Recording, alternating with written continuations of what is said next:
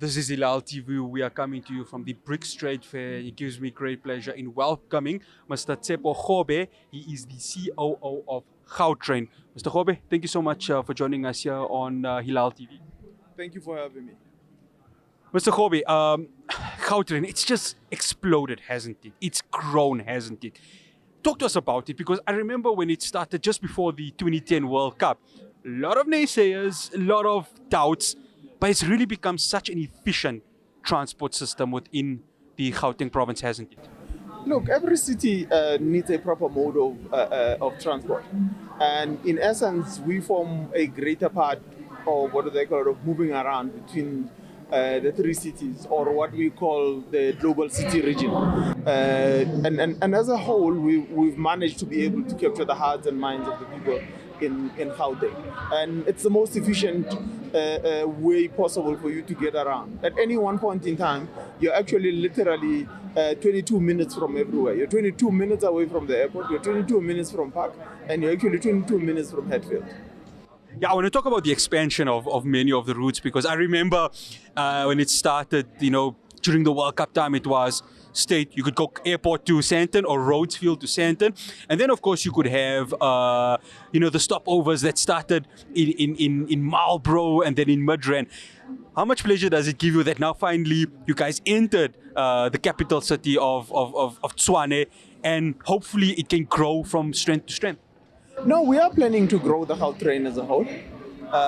We are in the middle of the feasibilities and the pre-feasibilities for the various routes. Probably the first line that will come up will be the Soweto line. And then we will go to Mamelodi. Then we will go all the way out to the East End. And then we will grow from there. And then long-term wise, we're planning to be the most efficient way you could get around in the whole of the province. At any one point in time, you should never ever be more than 42 minutes from any of the edges of of the province as a whole. Mr. KGOBE, big week happening this week, of course. How's Gautrain prepared? Because, it's not just journalists, media, business delegates that are coming from the 5 BRICS countries, but so many other countries. So how is Gautrain prepared for the influx of visitors the city of Johannesburg is going to have? The best way to prepare is for you to do the best every day. We do our best every day. We have made sure that we have had over 60 million passengers on the system since it ever opened. And ultimately now, it's about us showcasing what we do every day. Obviously, we have taken specific precautions to make sure that the security protocol that is required to ferry people who are going to such a prestigious event. We have sort of upped it a notch. It is important, but the system will run as well as it's always run, and we will make sure that the people have the best time as they come through and they use the system, and then they commute between the three areas, or more for the areas, Pretoria, here in Gallagher.